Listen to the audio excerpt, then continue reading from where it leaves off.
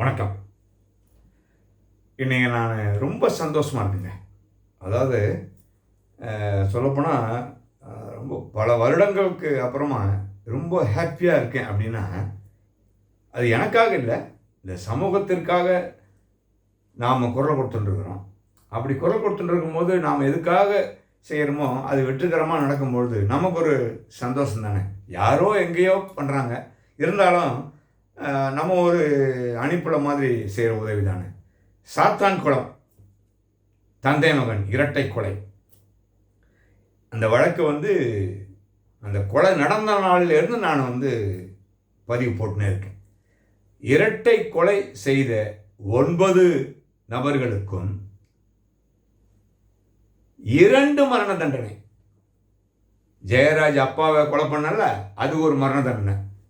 அவங்க பையன் பெனிக்ஸை கொலை பண்ணல, அதுக்கு ஒரு மரண தண்டனை. ஆக 2 மரண தண்டனை. மரியாதைக்குரிய முத்துக்குமார், அதாவது மதுரை மாவட்ட நீதிபதி, ரொம்ப சூப்பராக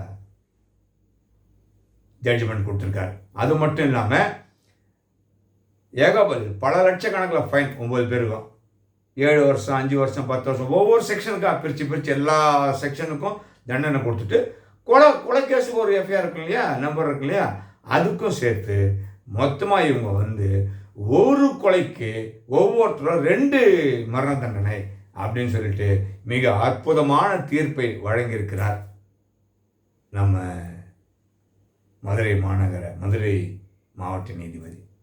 இந்த மாதிரி தாங்க நடக்கணும். இதுதான் வழக்கு. ஆனால் இது கூட இத்தனை வருஷம் போகக்கூடாது. 2 வருஷம் 2 வருஷத்தில் சுப்ரீம் கோர்ட் வரைக்கும் போய் கதை முடிஞ்சிடணும்.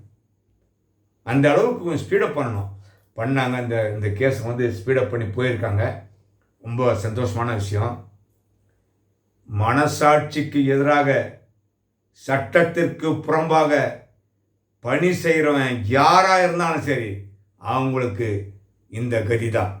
நல்லா புரிஞ்சுக்கோங்க. அவங்க தானே, நமக்கு இல்லையே. நாளைக்கு உனக்கு வரும் தம்பி ராஜா போலீஸே, புரிஞ்சுக்கோங்க. ஒழுங்கு மரியாதையாக நடந்துக்கோங்க. இவங்க எல்லாம் போயிட்டாங்க பார்த்தீங்களா, தூக்கு தண்டனை முடிஞ்ச போச்சு. இன்றைக்கி அவனுங்க அப்படா அடிச்சுக்கின்னு கொஞ்ச நாளில் மனநிலை பாதித்து அவன் சைக்கோ மாதிரி ஆயிடுவான். நாம் என்ன பண்ணுறோம் ஏது பண்ணுறோம் புரியாது. மரண தண்டனை விதிக்கப்பட்ட கைதி அப்படி தான் இருப்பான். ஏற்கனவே 5 வருஷம் உள்ளே இருந்துட்டாங்க. தண்டனை அற்புதமான தண்டனை. நீதித்துறைக்கு ஒரு நல்ல நம்மளுடைய வாழ்த்துக்கள். இது ஹைகோர்ட்டு, சுப்ரீம் கோர்ட்டு, ஜனாதிபதி வரைக்கும் போவோம். ஆனால் எது வரைக்கும் போனாலும் இந்த மாவட்ட நீதிபதி கொடுத்த தீர்ப்பை அப்படியே அமல் பண்ணணும். அப்போ தான் நீதி நிலைக்கும். அப்போ தான் சட்டத்துக்கு புறம்பாகவும் மனசாட்சிக்கு விரோதமாகவும் செயல்படுகின்ற ஒவ்வொரு அதிகாரிகளும் திருந்துவதற்கு வாய்ப்பு அமையும். இவனை மன்னிக்கவே கூடாது. மாவட்ட நீதிபதி அவர்களை நம்ம தெய்வம் மாதிரி கும்பிடணும். ஒரு அற்புதமான தீர்ப்பு. எல்லாருக்கும் இது ஒரு நல்ல ஒரு பாடம். புரிஞ்சுக்கோங்க. இனிமேலாவது திருந்தி வாழ கற்றுக்கோங்க. நன்றி, வணக்கம்.